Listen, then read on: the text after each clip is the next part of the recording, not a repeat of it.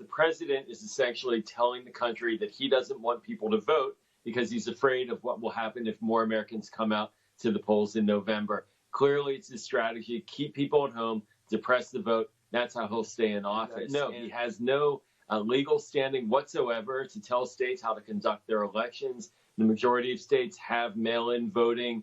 It's safe, it's reliable, it's verifiable. And what he's doing is he's creating confusion and fear and trying to say, essentially, if there's mail-in voting, Democrats, if they win, it's because they stole the election, and he'll try to delegitimize the next president.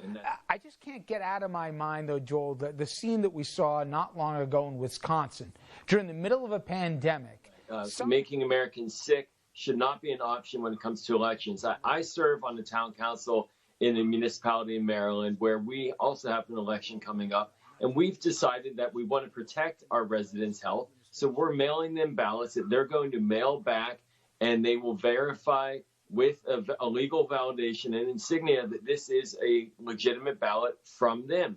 That's how we keep our families safe, our community safe, and our democracy whole. The president is trying to put Americans in an untenable position because he knows he won't win if people come out and vote, or if they vote by mail because they don't want to die as a result of going out to an election.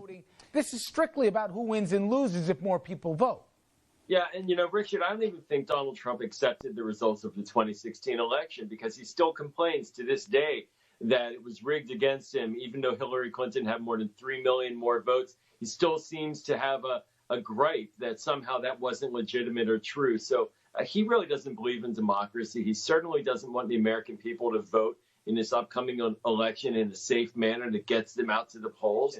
It's no secret that the Republicans are surviving because of gerrymandering and because of these minority rule situations like we have in the Senate. And we need to have that change, and we need people to be allowed to vote openly and fairly. That's America. That's democracy. That's how we get our country back on solid footing.